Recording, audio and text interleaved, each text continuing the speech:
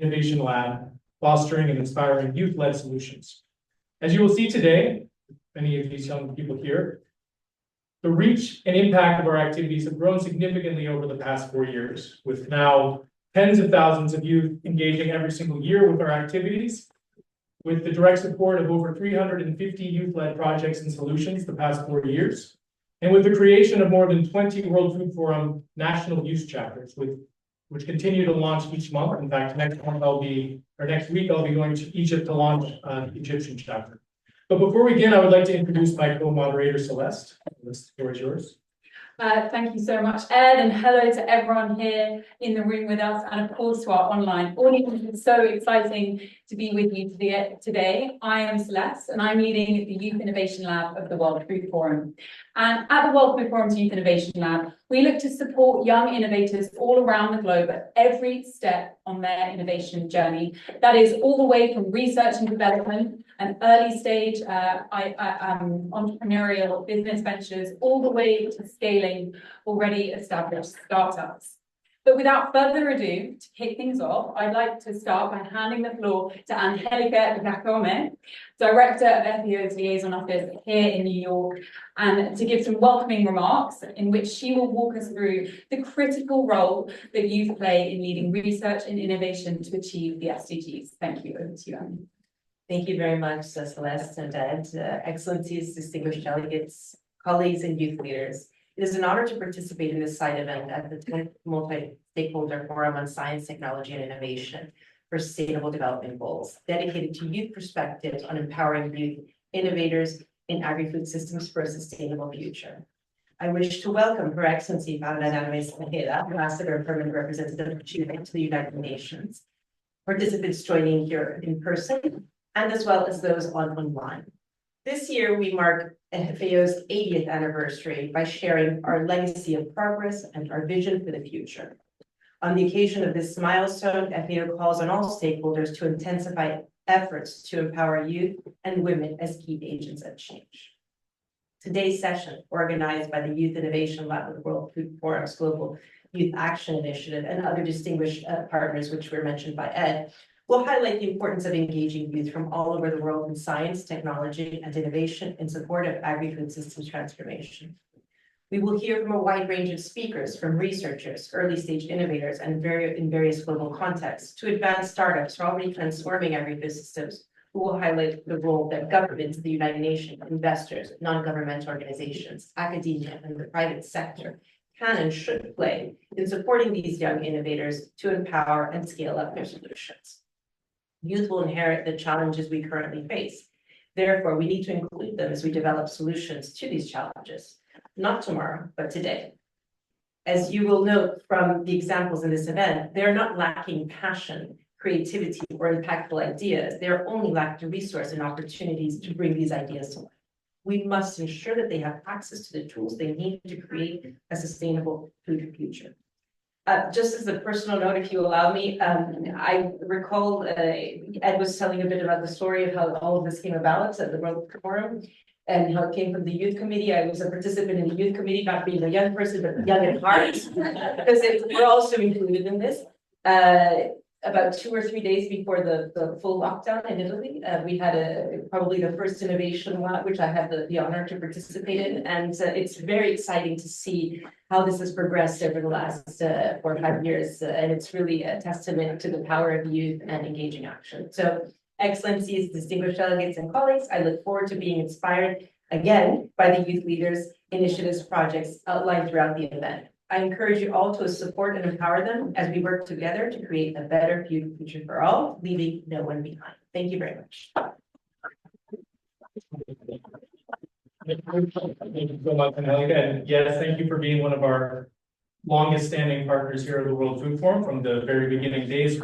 Just a few young people in the room to one where we have now thousands around the world.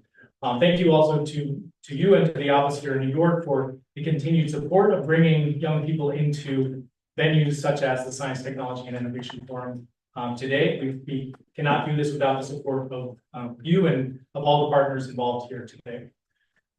So turning to another of our key partners, I'd like to acknowledge the government of Chile for the continued support of the work of the World Food Forum and their prioritization of youth empowerment. We are now working with Chile to launch a World Food Forum National Youth Chapter. And we've also seen very strong youth innovation support with our FAO Regional Office for Latin America and the Caribbean, who last year launched a World Food Forum Youth Food Lab Incubation Program based in Santiago, Chile. So we've seen a lot of passion and spirit and great ideas coming from the region and in particular from Chile. So with this in mind, I'm now honored to introduce our next speaker for opening remarks, Her Excellency Paula Narvaez Ojeda, Ambassador and Permanent Representative of Chile to the United Nations in New York. Excellency, the floor is yours. Thank you very much to all of you. Thank you, moderators, for this opportunity. Thank you all for being here today. It's a pleasure to meet you. Also, Angelica, thank you for your remarks. And thank you for the opportunity to share with you the experience of my country. So, Excellencies, distinguished colleagues, and young innovators, it is a great pleasure and honor to welcome you today to this important side event organized during the 10th Multi-stakeholder Forum on Science, Technology, and Innovation for the SDGs. We are here because we share a conviction that young people are not just the leaders of tomorrow, they are agents of change today. Their ingenuity, energy, and commitment are essential to the transformation of our agri-food systems and the broader achievement of the Sustainable Development Goals. Young people are not passive recipients of development. They are architects of change. Their creativity, resilience, and entrepreneurial spirit are vital assets in our collective efforts to realize the SDGs. Yet, they often face persistent barriers, limited access to quality education, financing, land, technology, and decision-making spaces. In Chile, we recognize these challenges and are taking concrete steps to address them. Our recently formulated national policy for rural youth focuses on key strategic areas such as, first, economic autonomy by promoting entrepreneurship and access to decent work. Second, comprehensive health and well-being by guaranteeing holistic support systems. And third, youth leadership and collective action through encouraging active civic participation. We have also implemented targeted initiatives to support youth innovation and inclusion. For example, the Mi Primer Negocio Rural program provides financing and technical assistance to rural youth aged 18 to 40, still unfortunately, enabling them to launch their first formal agribusiness ventures. Similarly, our Programa Creamos, led by the National Youth Institute, offers leadership training, mentorship, and support for social innovation projects that foster community development and civic engagement. Additionally, young innovators in Chile have actively participated in initiatives such as the Hackathon of the Future, organized by the United Nations System in Chile, TVN, that's the public television, and La Ventana Cine. In this event, 16 young innovators proposed solutions to challenges related to the SDGs, such as improving water efficiency and repurposing solar panels. Furthermore, the virtual workshop on agri-food challenges organized by FAO and Universidad Mayor of Chile brought together youth from 14 countries over 9 weeks to tackle challenges within the agri-food systems, aiming to develop sustainable and innovative solutions.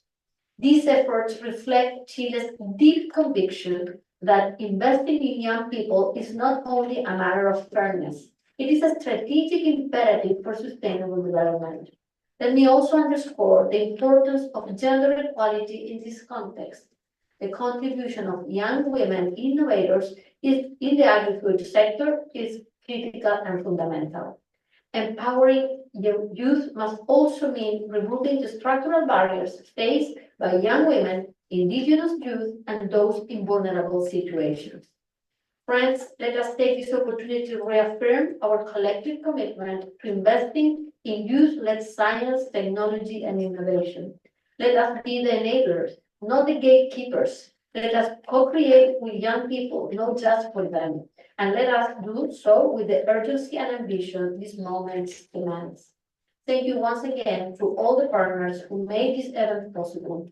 And I also want to share that all these public policies, of course, are possible because we have a strong institutional system in our country, democratic institutions in place in our country. But I also want to mention that our president is a very young leader.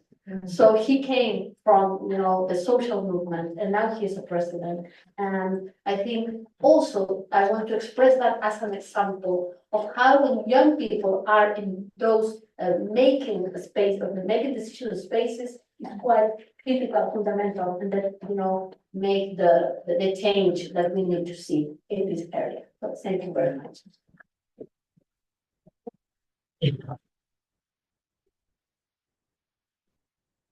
Thank you so much, Your Excellency, for these wonderful and inspiring words. The Universidad de Mayor in Chile is one of our key partners in the Youth Food Lab regional program with Latin America and the Caribbean. So it's great that you mentioned in your opening words there. So today's session is going to be split into 3 core parts, and these are going to outline the major programs of the Youth Innovation Lab. So we're going to start with research and development, then we're going to move into some people who are supporting young entrepreneurs and how they can do, inspire you and how you can do that. And then we're going to look to the world of startups, and we have an example of an amazing startup here in the room that's already making some huge difference to make our agri-food systems more resilient, more sustainable, and of course more inclusive. And we're going to round everything off with FAO's very own Director of the Office of Innovation, Vincent Martin, who's going to close the session for us. At the end of each section, there is going to be a short time for Q&A. So please, everybody in the room and those joining us online, if you do have some questions, raise your hand, or if you're online, put them in the chat and we'll try and get to you there. So moving on to our part 1, which is going to focus on youth-led research and how young people and their ideas can be a catalyst for agri-food systems transformation. To start, I invite you all to watch a short video all about the Young Scientists group to launch this year's cohort, the 2025 cohort.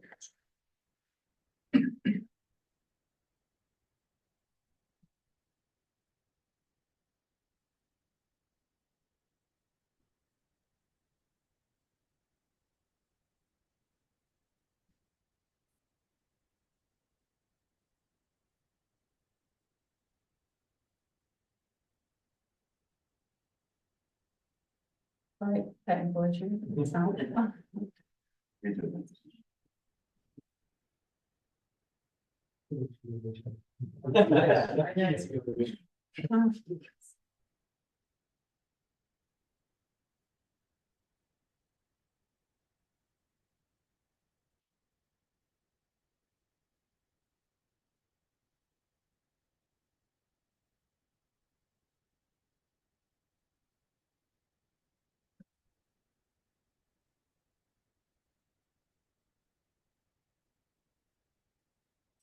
World Food Forum Youth Action Initiative's activities through scientific. The World Food Forum's Global Youth Action Initiative is proud to introduce the 3rd cohort of the Young Scientists Group for 2025 to 2027. This new group of brilliant researchers will support the World Food Forum Youth Action Initiative's activities through scientific evidence and technical expertise. Building on the impactful work of the previous cohorts, they will be producing different research outputs on critical issues for youth in agri-food systems transformation, aligned with FAO's strategic framework. By bringing young researchers to the forefront, we want to bridge science, policy, and practice. Since its launch in 2022, the Young Scientists Group has delivered groundbreaking research, producing 2 key reports that explored and enhanced youth engagement in agri-food systems. The first report, Opportunities and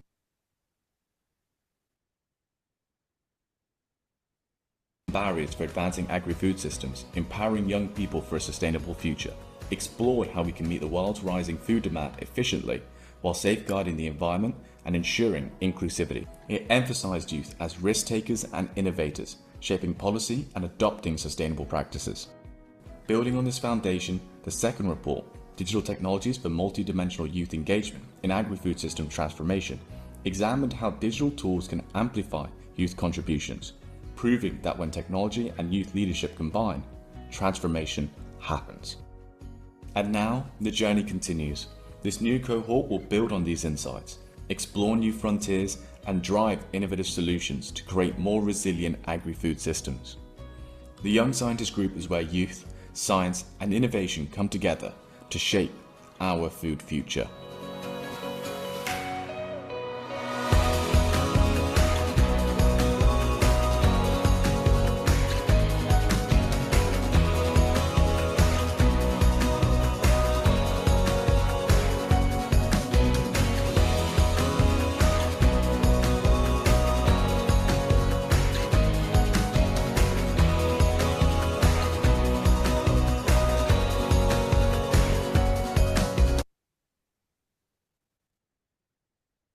So you've learned a little bit more about the Young Scientist Group, and now I have the pleasure to pass over to Ram Nopane, who was a member of last year's cohort, to tell us a little bit more about his experience as a member of the Young Scientist Group.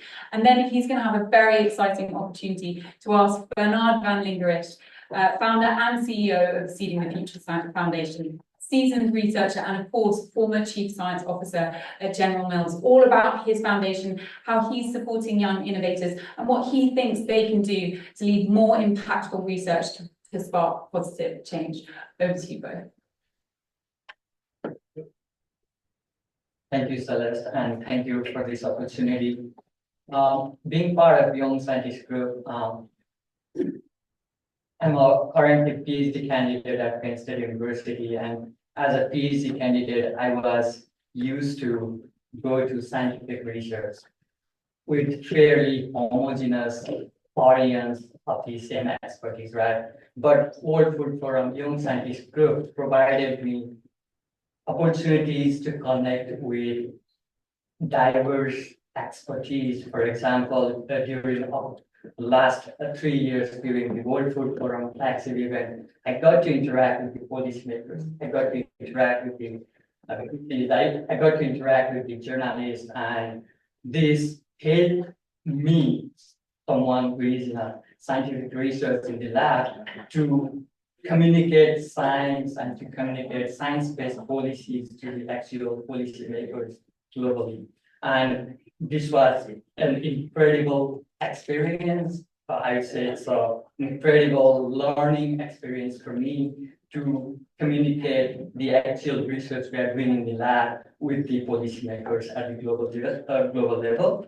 Now, it's a pleasure to have Bernard to have this intergenerational discussion. You have 40 years of experiences innovating and creating new technologies in the agri-food system. And then currently founding the Seeding the Future Foundation, then helping the young innovators and entrepreneurs. Bernard, would you please tell us a little more about the Seeding the Future Foundation? Yeah, of course. Thank you so much, Ryan, and thank you so much to the organizers and to FAO to allow me to share some of the thoughts and having me today. The Seeding the Future Foundation is a private family foundation, and our vision is a sustainable and resilient global food system, which always provides access to safe and nutritious food for everyone. Food that is affordable, appealing, and trusted, and that improves the health of people and our planet. And our mission is to support initiatives and organizations who work on transformative innovations at an early stage and are in alignment with our vision. And this also includes high-risk and high-reward initiatives where finding financial support might be challenging, particularly for youth initiatives where investors sometimes are more reluctant, but my opinion is they should be less reluctant and they should be more aggressive. Right. Yeah, you mentioned high risk, high reward initiatives, right? I feel like youth are more risk taking. So will you please let us know why do you support youth-led research initiatives through Setting the Future Foundation? I could sum it up to saying it's our responsibility. But I would also like to elaborate a little more. There's three reasons for it. First, we strongly believe in the ingenuity, the talent, the creativity, and the passion of young researchers, scientists, and innovators. In the personal note, I see children, they're all scientists. And there's never a question that they will not be scientists. That didn't come from us, that's sort of genius. And anyway, the second point is we are convinced and we have seen that when brilliant young scientists come up with big ideas and pursue them, success will follow. And third, we believe that bright and talented young people must be supported to pursue their big ideas and their innovations. And their ideas need recognition, their ideas need nurturing and financial support to grow and scale. Right, thank you. And I really appreciate that you are supporting the youth-led research initiative. Would you please elaborate how does Setting the Future Foundation support the youth-led initiatives? And how you have been supporting currently? Yeah, thank you for the question. We do this by challenges. So we believe in competitions and challenges to support initiatives with the highest impact on food systems. And I can give you 3 examples again. We have such a wonderful and trusted partnership with FAO Science and Innovation Team, and we are proud sponsor of the Startup Innovation Award and the Transformative Research Challenge. And I'd like to take this opportunity to encourage everyone who hadn't done so to submit their application, because the submissions are closing, I believe, this week, if I remember correctly. And second, our annual Seeding the Future Global Food System Challenge is awarding $1 million per year in grants and prizes for high impact innovations. This amount is split up into different prizes, and I'm proud to make an announcement today, which most of you might not be aware, but among us are Miral Kabir and Martin Turuta from the SAPI team, who are winners for the Seeding the Future Seed Grant. And so congratulations.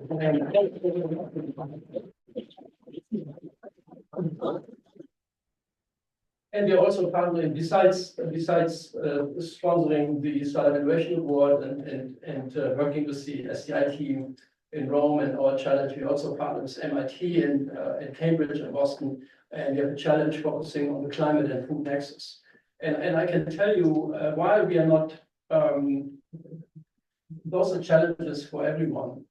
But it turns out that between 2/3 and 80% of the big ideas come from youth. And it's so great to see, because they own the future. The youth is owning the future, and they come up with these ideas which are unobvious, which are big ideas, and they deserve to be promoted. Right. Well, for the youth and for the youth joining, for the youth in this room and for the youth joining us through Zoom, would you please let us know what are the key opportunities or area where youth should focus while innovating and creating the new technologies? Yeah, I think there are abundant opportunities to conduct science and to innovate, and I would cluster those in 3 major areas. The first one is enabling food solutions that are safe, nutritious, trusted, and appealing. The second one is enabling affordable access. Not every solution is affordable, not every solution is accessible. So having healthy food that is affordable, that is accessible, equitable, is key. And third, enabling sustainable practices. And sustainable practices can mean responsible use of existing water and land. In other words, no more human food on existing land. There's so much land being used in the world, it is not being used for human food. It's being used for industrial use, for animal feed, etc. So there's a big opportunity, in innovation opportunity, no more human food on existing land. It also means waste less, which means reducing post-harvest losses, particularly in the global south, for food waste in the global north. As most of you know, in the United States, we have about $400 billion in food waste every year. $400 billion. So it's a big number and it's a big opportunity. And lastly, it means to encourage or enable a change in diet towards more plant-based protein. And this is particularly true for the global north, where the animal protein consumption is just is imbalance with plant-based protein. And lastly, it's important to act now because our planet don't wait. Yeah, that's great point. I've gone with it, right? Bernard, you have 30 years of experience in the global company like General Mills as a chief science officer, and you have over 150 international patents, and you have led the teams creating the technology, right? So what would be your 10 learnings to the youth who are working on generating the new technologies and innovations? Yeah, that was a planned question.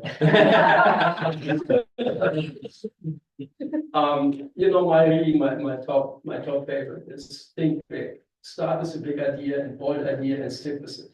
Because small ideas won't be sufficient to make transitional changes in the food system. And they're also unlikely to get funded.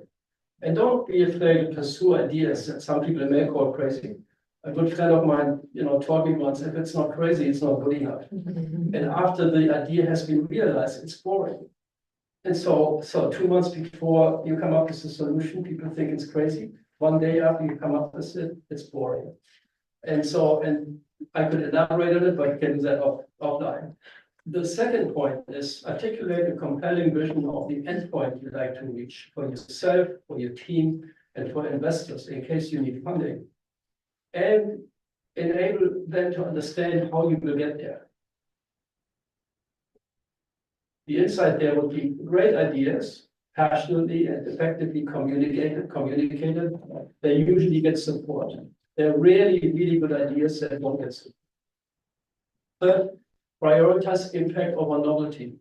Sometimes I've seen really novel ideas, but they have little impact. And if they have little impact, what's the point in investing for investors or for other supporters? Fourth, be human-centered. Always keep the end user in mind, regardless at which point in the value chain your innovation is focused. The biggest word in food system innovation, what I learned, is consumer trust. Regardless where and how you innovate, it's important to think about the end user. And I mentioned this in the session this morning. We talk about the food system from farm to fork, which is true. Material flows from farm to fork, but money flows from fork to farm. So if you don't convince the young man with 2 children that this food is great or there's something in it which you might not understand, you might not put money into it and buy this. So consumer trust is really important. 5, fail fast, retry, and always do the last experiment first. What that means is run experiments under the best possible circumstances. You might not hit the target first time, but you will identify the flaws very quickly. Analyze, repeat. 6, never lose sight of scaling up.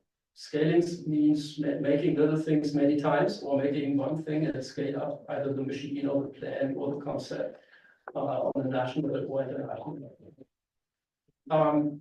8, be gracious with credit to the ones who support you and recognize those on the shoulders to stand.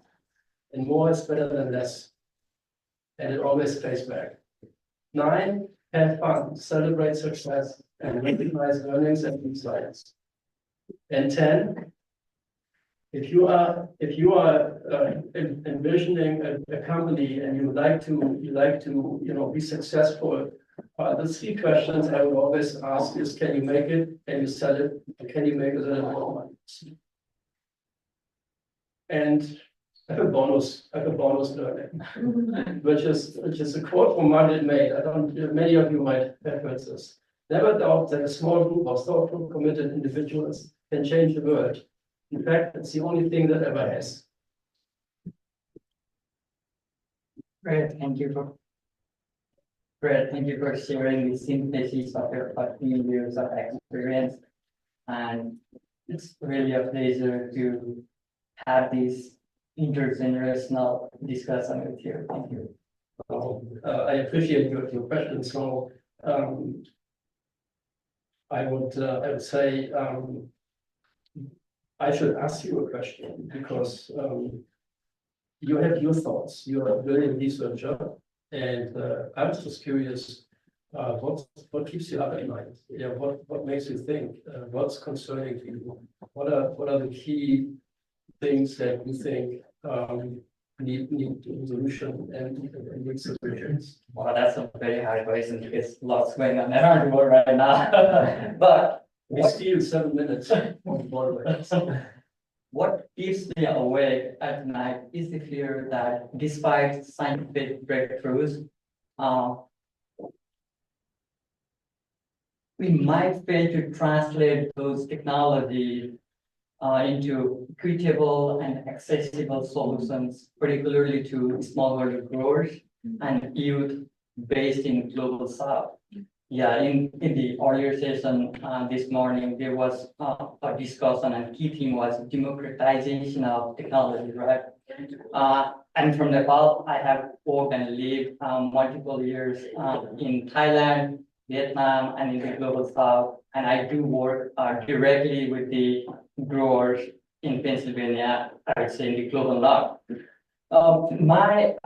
When I meet with innovators, smallholder growers and youth in the global south, they have this fire inside them to adopt the technologies, to create the innovations or to create the new knowledge. But the problem is they're under-resourced and they don't have access to the resources. So I was wondering if we can in some way support the smallholder growers or youth based in global south so that they can have fair accessibility to the emerging technologies or digital technologies we are talking recently, right? So that would be great. Wonderful. Thank you. Thank you so much. Thank you so much. Thank you so much to both of you, and Ram, what beautiful words at the end. That's super poignant about talking about all of your experience that you've seen both in Nepal, in Asia, and then coming here and with your time at Penn State University. And thank you also, Bernard, for your unwavering support to the Youth Innovation Lab. We look forward to seeing how this partnership develops over the coming years. Bernard mentioned the Transformative Research Challenge. It's one of our key cornerstone programs. The competition is live at the moment. So if you are a young researcher with a burgeoning, amazing idea, or you know a young researcher, please don't hesitate to visit our website and apply now because applications will be closing very soon. Now, I'm really sorry, we don't quite have time to have questions for this part, but I'm sure at the end, hopefully some of you, if you have some questions for Ram or Bernard, don't hesitate to come up to them and ask them then. So we're actually going to move straight on to part 2. So over to Ed to introduce part 2. Thank you, and thank you both to Bernard and to Ram for all those words. The second section will kind of be building up from the ideas and research stage to what happens next. How do we turn these ideas into projects and businesses and nonprofits? And to set the scene for this, we're going to watch a short video. We're going to brave the video again on the screen, and hopefully it will cooperate, which will outline the World Food Forum's Youth Food Lab Incubation Program, which we've talked a little bit about, and where we're developing a global network of labs to support young entrepreneurs in their own local context. So let's go ahead. Imagine a world where young minds from every corner of the globe come together to transform the way we grow, produce, and consume food. Have a sneak peek at the Youth Food Lab program, where the next generation of Agrifood Innovators is rising to the challenge. In the Netherlands, the Youth Food Lab has been launched, promoting student challenges and innovation at Wageningen University and Research. We are here at Wageningen Campus, one of the founding mothers of Youth Food Lab Global. My name is Mirjam Troost. I'm coordinating the Youth Food Lab at Wageningen University and Research in the Netherlands. With so many international students at our university, we are happy to offer entrepreneurial courses, and Youth Food Lab the Netherlands is a great addition to our youth agripreneur ecosystem. In Latin America and the Caribbean region, the Youth Food Lab was born in collaboration with the FAO campus, the FAO Regional Office for Latin America and the Caribbean, and the Universidad Mayor of Chile. Hi, I am Valentina Morales from the FAO team leading the Youth Food Lab experience in Latin America and the Caribbean. We're working to empower young people to transform their ideas into impactful realities. In the United States, our Youth Food Lab will drive innovation through education, fostering a new generation of leaders in agri-food systems. Hi, I'm Noel Habashi at Penn State University in the United States. Through the Youth Food Lab, we aim to empower our community of youth innovators by connecting them with a network of mentors from industry and beyond, so they can move their innovations further and faster. Across the world in Nepal, the Youth Food Lab aims to empower local youth to innovate in their national context. Hello and namaste everyone, this is Sabin Lamisane. I am currently working as a National Youth Engagement Specialist at FAO Nepal. Through the Youth Food Lab, we aim to collaborate with universities, private sectors and CSOs to empower young people in the agri-food system transformation, especially the indigenous communities and mountain youth. And we look forward to bring this local enterprise at the global level. From local communities to global networks, the Youth Food Lab is cultivating the leaders of tomorrow. By supporting young innovators with hands-on assistance, mentorship and connections to investors, we're nurturing the ideas that will reshape the future of our food. Join us in transforming agri-food systems worldwide through innovation. Be part of the change today. Well, the Youth Food Lab program is only 2 years old, but as you can see, a lot has happened in the past 2 years. And I think we discussed a bit in the last session about how fast things are moving. We hope to keep this progress going. So to look forward, I'm very honored to invite two of our partners here, representatives from Penn State University, Maria Spencer, the John and Patty Warheim entrepreneur in residence, and Noel Habashi, the associate teaching professor and coordinator of the International Agriculture Minor. They will share plans for the Youth Food Lab in North America at Penn State and how they plan to support young innovators with the so-called Valley of Death. So over to both of you to share your insights. Well, thank you very much. It is a privilege to be here with you all. And to set the stage, I want to tell you a bit of a story. And this is a true story. I have a young woman who's an innovator and actually her mother as well in this sort of intergenerational partnership. And what they've done is they've developed a bioplastic that can be used for agricultural purposes. But what's really unique about this is it's coming from starch waste, so big potato beans. And the product, in addition to being able to use in agricultural purposes, is also able to biodegrade. It's made from food waste, so there's all sorts of benefits from this. And what they've been able to do is create a 12 centimeter or 5-inch square in a lab of this product. However, to get this product out into market, into the world to be able to be used, they need a lot bigger, more space of bioplastic. They need really several thousand square feet in rolls to be able to develop it, to be able to try and test it in a field setting. And while their story and what they have done is quite exceptional and quite unique, their story is not all that unique. Whether it's in Rwanda, where this team is located, or pardon me, in Rhode Island or in Rwanda, right? We have seen many instances of young people who are innovators, who are eager, who are smart, who understand the local context, who have watched projects come in from outside and fail, and they are engaged in entrepreneurial efforts, but very often they reach this limit of resources. And that's really where we hope to come in a little bit within this Youth Food Lab based in North America at Penn State University to address this gap in this valley of death. Yes, thank you, Noel, and thank you everyone for having us today. So many traditional entrepreneurial support programs are aimed early in the development process because that's where the needs are most similar. Innovators' needs diverge at the point of scaling and de-risking. So there's very few programs and relatively few resources at that point in development. And at Penn State, we're actually looking at this Youth Food Lab partnership as an opportunity to attract resources and partnerships that will help us bridge the valley of death or the innovation gap if we want to be a little bit more optimistic about things. And so we are looking to aggregate a critical mass of the top innovators and innovations from across North America, and then attract those partnerships and resources, build the infrastructure to help innovators across the valley of death. So going back to our Evo Natura, the mother-daughter bioplastics team example, what that means for them is going beyond the 5-inch square that they can make in the lab to the large roll, pilot scale production basically. the science is very different to make a 5-inch square versus, what I want to do to make 1,000 square feet of film that I can actually apply with the tractor in the field for further testing.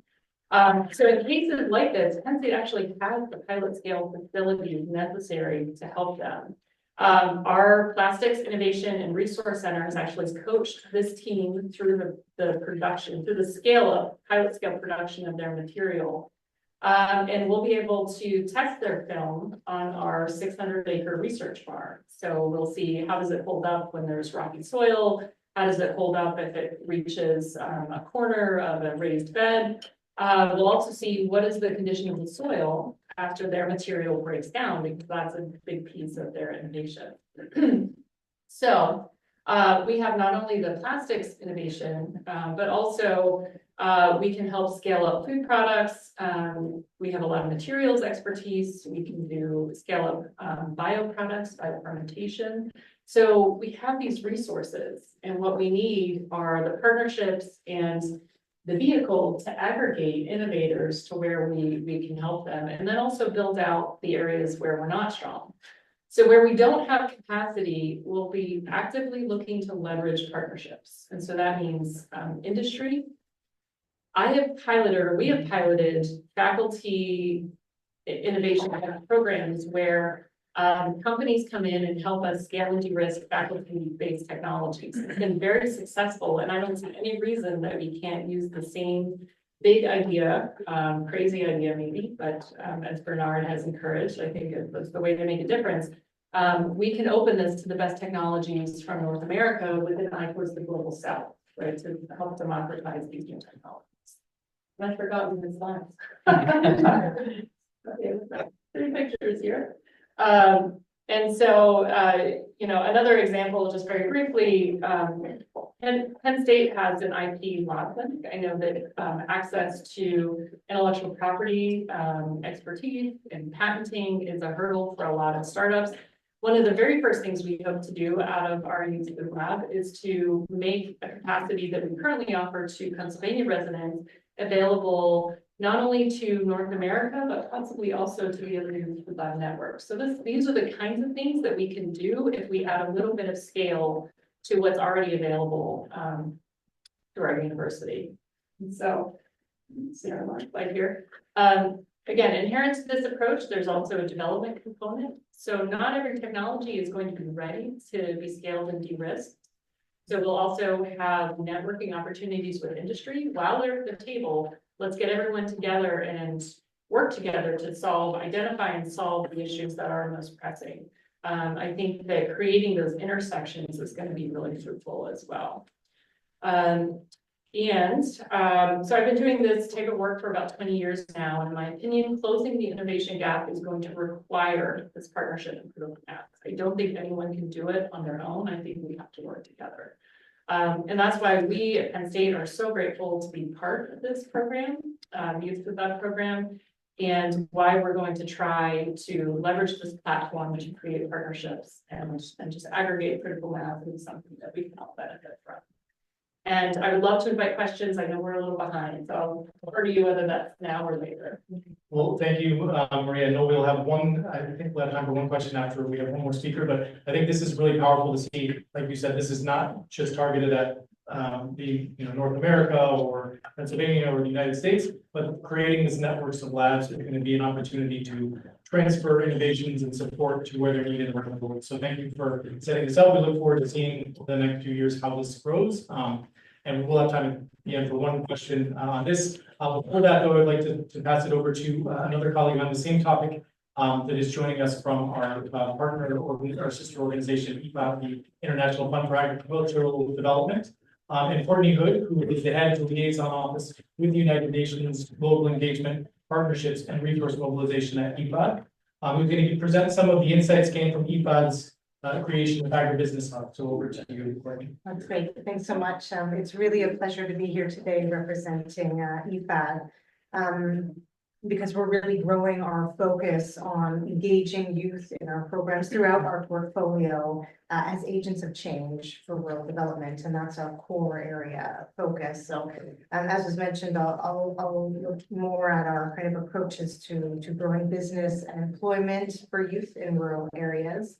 And just to step back, I mean, from a developing kind of country perspective, this is at the intersection of two very important issues. So we have the largest youth generation ever in history, 1 billion young people from 15 to 24 years old living in developing countries, half of whom more or less reside in rural areas, many of whom are categorized as NEET, so not in education, employment, or training. So big challenge, also a huge opportunity that we see with the kind of opportunity for creativity and innovation. At IFAD, we invest in agribusiness as a driver of innovation and economic growth. And what we're experiencing is that with the right approach, leveraging STI, the agri-food sector really has immense opportunities to create decent jobs and foster entrepreneurship opportunities for youth, maybe in that kind of smaller sector that Ron was talking about as a gap earlier on. So I'll talk a little bit about our experience through our youth agribusiness hubs.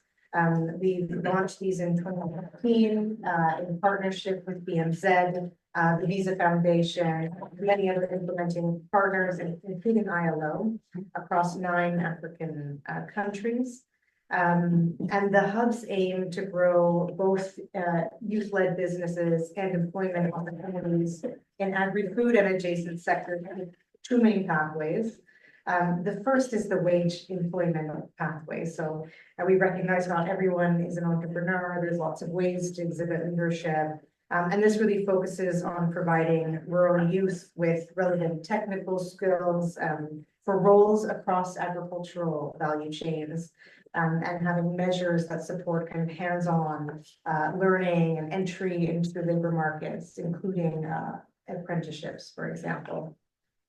The second is the self-employment pathway, where young entrepreneurs received tailored business support, and this includes through business incubators and accelerators that help launch or scale up existing small businesses.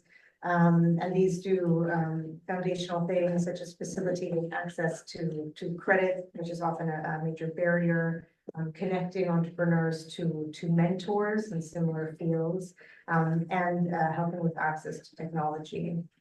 The program takes a market-driven and ecosystem-based approach, and what that really means is that we start with a market assessment, and then work closely with private sector partners, with vocational and education training institutions as part of an ecosystem, as well as local government, to develop tailored curriculum and other support. And the aim here is to really equip rural young men and women with skills that match demand in the local job market. For employees and for businesses, it's helping them to spot market opportunities to link up to value chains in a way that's remunerative to them. And we've really found that this market analysis and sort of matching needs to happen all the time, because the market is moving on, technology is moving on, so it's not something you do at an inception phase, but something that there has to be stock taking throughout the length of the project life cycle. So just a few examples, maybe in Nigeria, the agri-business hubs are supporting youth-led soilless farming businesses. So this is interesting because they're helping to advance kind of novel sustainable approaches. And this is helping make the agricultural sector also more attractive to growing youth. And we know we have an image problem, so it's probably based in reality. In Kenya and Cameroon, we've seen youth trained and placed in eco-friendly sectors, like organic waste recycling, for example, renewable energy, climate smart agriculture, and agroforestry. And in our kind of targeting approaches, special attention is paid to vulnerable groups, and that includes migrants, internally displaced persons, refugees and women, and we've had some good success integrating young women into our projects with a very, very deliberative approach. I think there are quite a few learnings coming out of the hubs, but I think the key learning and innovation has really been to take this market-driven and innovative kind of ecosystem approach where you're bringing in the actors that need to be brought in, that can help kind of match needs to the skills that need to be developed. We're now looking to scale up the hubs to a second phase, broadening our outreach. And I think what's interesting is that piloting at an institution like EFAD, where we have a broader portfolio of 100 projects outreaching to 5 million youth, is that we can take learning and we can start to scale up through our portfolio. So this is really part of what we'll try to do during the next phase, as well as deepening policy engagement and placing a better focus on green and digital jobs. We're also doing quite a bit of innovative work around kind of blockchain and these things, using artificial intelligence. But I think these are for another day perhaps, and I think we look forward to keep learning. I think the Multi-stakeholder Forum is such a great place for kind of exchange. And we look forward to continuing the discussion and learning from the innovation. Thank you very much. Thank you, Courtney, and thank you again for the Youth Food Lab, for these programs to come together. So I am being told we don't have time for questions in this. We'll see at the very end if we do, but in the meantime, we'll pass right over to the third and final section. Yeah, so this is our third and final section, and now we're going to launch ourselves into the world of startups that are harnessing the power of technology to spark agri-food systems transformation. And I would love to welcome Victoria Slivkov, Executive Managing Director of Extreme Tech Challenge and valued partner of the Youth Innovation Lab, to tell us a little bit more about the Startup Innovation Awards. But first, we're going to watch, hopefully, fingers crossed, a short video which is going to launch this year's edition of this global challenge. Do you have a startup that's transforming our agri-food systems? Are you building a solution to create a better food future? Does your innovation protect our planet? Does it empower our communities? The World Food Forum Startup Innovation Awards 2025, powered by Extreme Tech Challenge, is calling bold, young innovators ready to shape the future of agri-food systems. This year, we're spotlighting 4 global challenges and the startups solving them. Equitable and sustainable nutrition, making nutritious food accessible to all. Climate resilience and water security, tackling the urgent challenges of climate change and water scarcity. Digital innovation in food processing, transforming how we process, preserve and package raw food materials. Driving innovation in agri-food systems, pushing the boundaries to enhance sustainability, efficiency and resilience. Win up to $30,000 in cash prizes, plus mentorship, visibility and travel funding to pitch your startup live in Rome at the World Food Forum flagship event in October. But that's not all. Make it to the semi-finals and you'll automatically be in the running for the Mass Challenge Food Security Prize. Your startup, your vision, your impact. Thank you for that lovely introduction, warm introduction. Thank you so much, Celeste. Distinguished leaders, colleagues, and young innovators, it is truly an honor and privilege to join you today as a partner in this global movement to empower youth-led entrepreneurs to transform our agri-food systems to achieve the UN SDGs. Now, we've heard about the importance of research and incubation, and now I'm excited to talk about the work that we're doing to help founders scale their innovation for real-world impact. I'm excited to introduce the 2025 World Food Forum Startup Innovation Award. And this is truly, it's been a very productive partnership between the FAO, the World Food Forum, and Extreme Tech Challenge. all dedicated to support youth-led startups, catalyzing the transformation in agrifood systems. So here's a beautiful slide up with some pictures from previous years to give you a sense of the community that we're building. Extreme Tech Challenge, or XTC for short, is a global nonprofit based in Silicon Valley. Our mission is to advance technology startups that address humans' greatest challenges, as inspired by the UN Sustainable Development Goals. Over the past decade, we've built a worldwide network of startups, corporations, investors, governments, and ecosystem builders, all working together to solve some of these biggest problems by accelerating innovations that can build a better world. So many of us talked about ecosystem building and partnerships today, and that's truly what is really moving the needle right here. And the Startup Innovation Award is a global competition that spotlights youth founders tackling the urgent challenges of ending hunger and achieving the SDGs. This is a model public-private partnership serving as a launchpad for young entrepreneurs who are reimagining how we grow, process, and share food to make it more sustainable, nutritious, and accessible for all, so that truly the benefit can be felt by everyone. I'm so happy to share that now in its 5th year, this is our little baby growing up to be a toddler.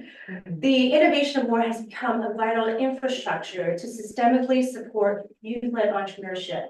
And this is my vision and my hope to continue growing this platform. Thousands of startups from around the world have applied, and it's inspiring to see how previous winners and finalists have leveraged this platform to raise investment, forge strategic partnerships with corporates, and build networks and relationships that can help them far into the future. And this is, everybody, the power of community and collaboration. We are living in a moment of extraordinary technological progress. Breakthroughs in AI, robotics, and synthetic biologies, just to name a few, are making farmers smarter and food healthier and more accessible to all. And in particular, this is accelerating innovation across the agrifood value chain like never before. This year's Startup Innovation Award will spotlight pioneers using these cutting-edge technologies to reimagine food systems in 4 themes. First, digital innovation in food processing. Second, equitable and sustainable nutrition. Third, enhancing climate resilience and water security. And 4th, driving innovation in agrifood systems. And we also have a special award for Innovative Year and also some further acceleration through the Mass Challenge Switzerland Hub. So the winners will take over $80,000 in financial and in-kind prizes, gain access to our global network of investors and corporate partners, and then present on stage at the World Food Forum in this mid-October. So I want to speak directly to the youth innovators here today, especially those joining us remotely, and those who are from the Global South, who made up 74% of last year's semifinalists. Remember, and this is echoing what Bernard said earlier today, is that innovation has no borders. You have to be bold, you have to think big, tackle the big problems, and tackle the crazy ideas that's not going to be crazy today or tomorrow. So we have a QR code up on screen, so please scan the QR code to apply to the Startup Innovation Awards before May 22nd. And I welcome you to join a global community of innovators gaining international exposure and access funding and mentorship to scale your impact. And lastly, I believe in the power of youth innovation, entrepreneurship, global partnerships, and then also importantly, meaningful capital to help us move the needle to create a better future. And thank you to our sponsors and partners for your generous support of this important initiative. And my goal this year is not only to inspire more youth founders to apply to the Innovation Challenge, but also this is a call for action to bring more corporate partners, private sector partners, investors, philanthropists, and other ecosystem partners and governments to support this important initiative. Friends and colleagues, let's work together to build a sustainable, resilient food system that truly nourishes both people and planet.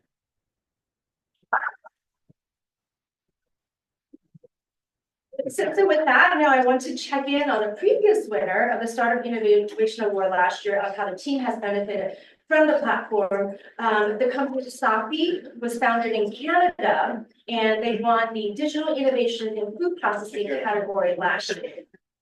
Safi has patented the world's first off-grid milk pasteurization for rural dairy farmers, and therefore creating the tools for a safe and transparent dairy supply chain in East Africa.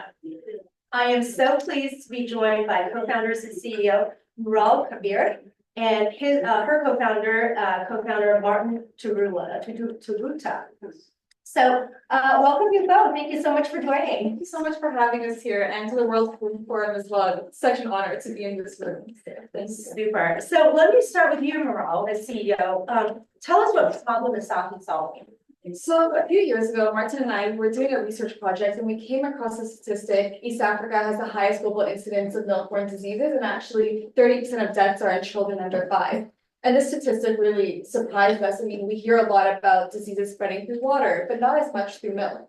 And so we really wanted to understand why is this happening. So we've done a little bit deeper, and we found that right now in East Africa, around 90% of milk is sold through what's called the informal market. And so it's a farmer who's selling to their neighbor in the market. And the problem with the informal market, there's kind of 2 key categories. The first one being farmers don't have the tools to pasteurize or process their milk. And pasteurization is such a huge industrial process. You can't really do that in your backyard as it is right now.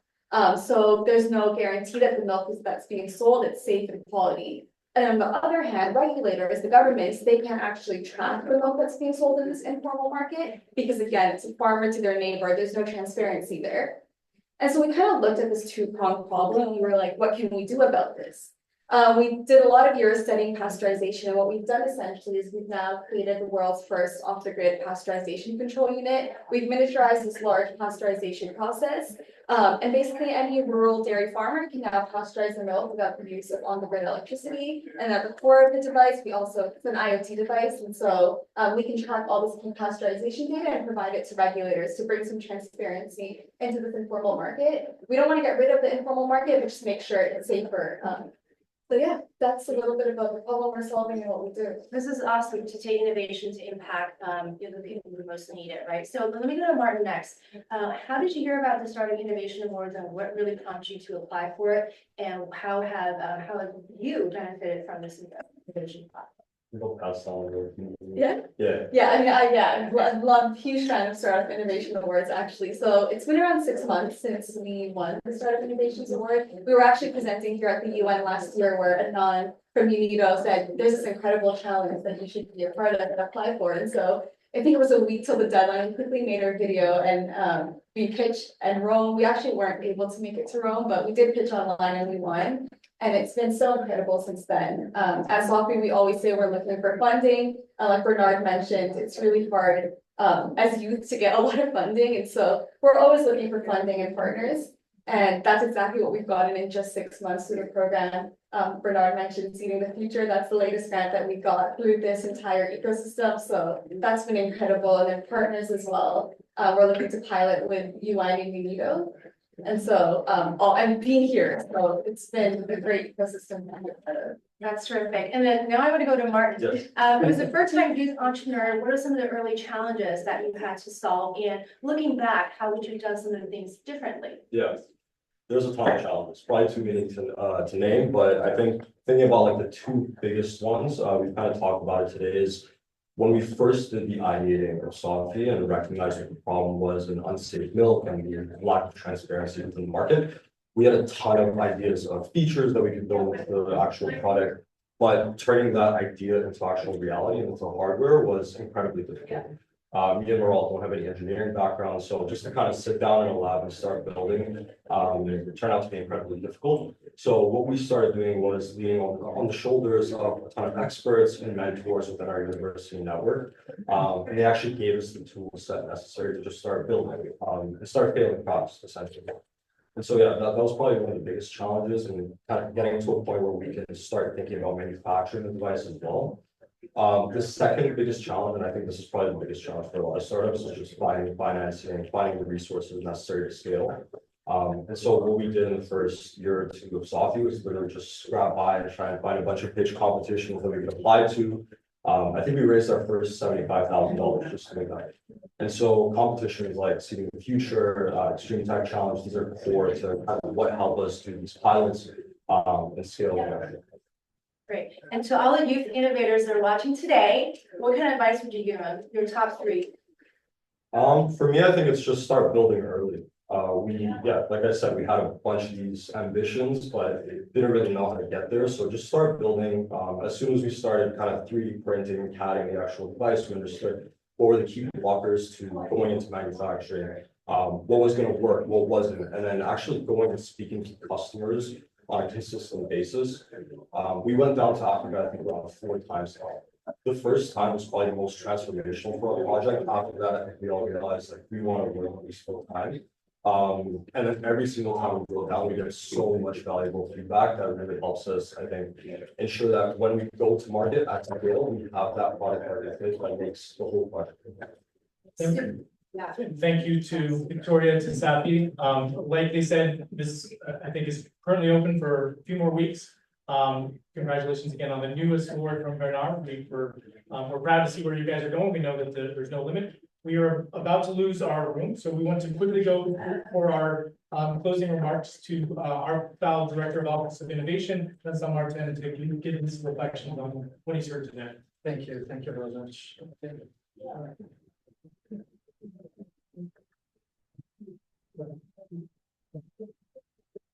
I have like -2 minutes. Innovation. Okay, I have a long list of thanking panelists, partners, and so on and so forth. I will skip over it because I just wanted to thank all the participants here, and this collaboration is really impressive. But the first thing I wanted to do is really to congratulate Celeste and the team, because I've seen them evolving during the last years, and the work they are doing for the youth is just amazing. So I just wanted, the first thing is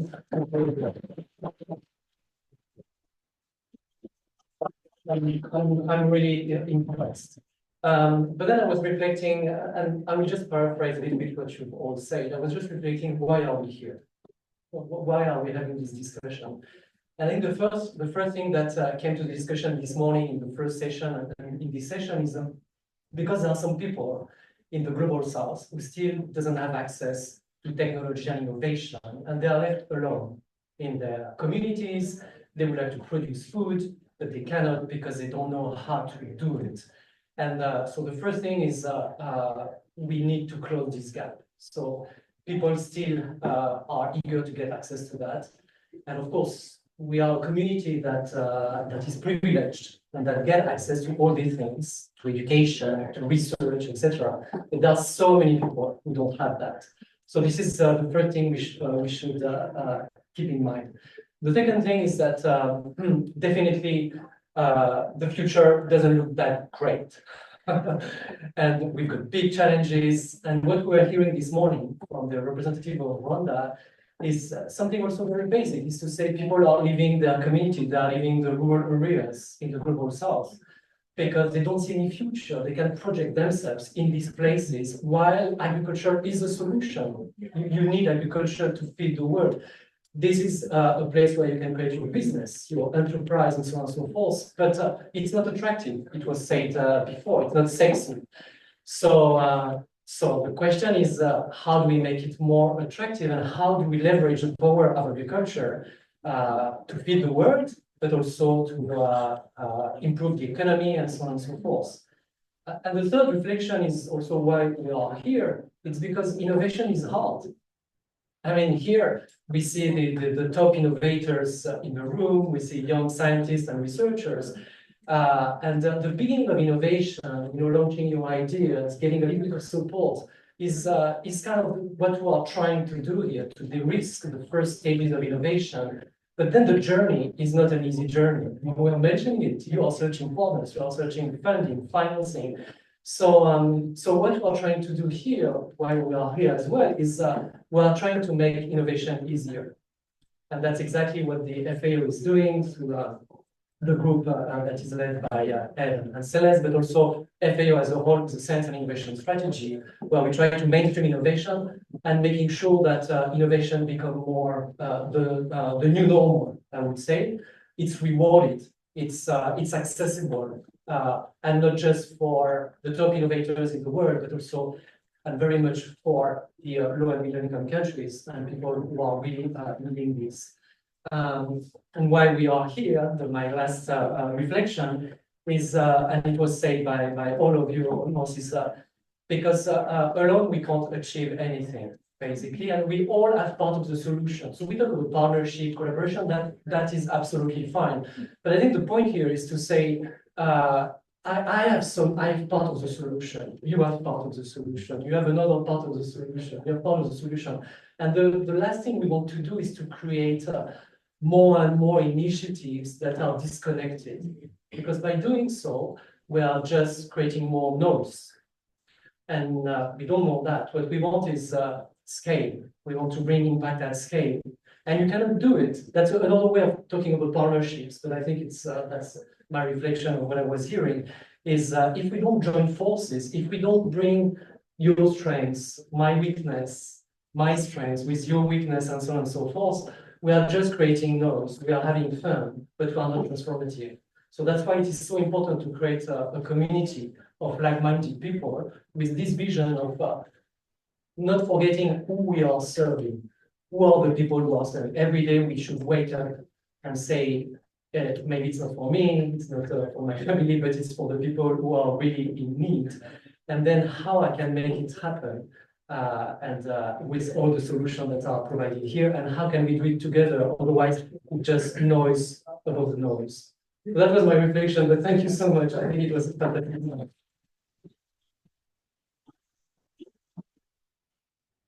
Thank you so much, Vincent, for the rousing words. And I want to reiterate that and use Maria's term actually to create a critical mass for youth empowerment across agri-food systems.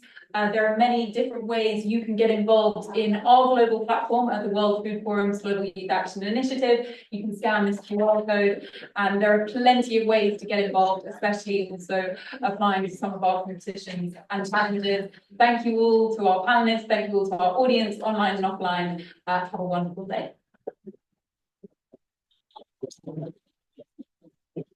I'm sure. You want to No, You're sure? I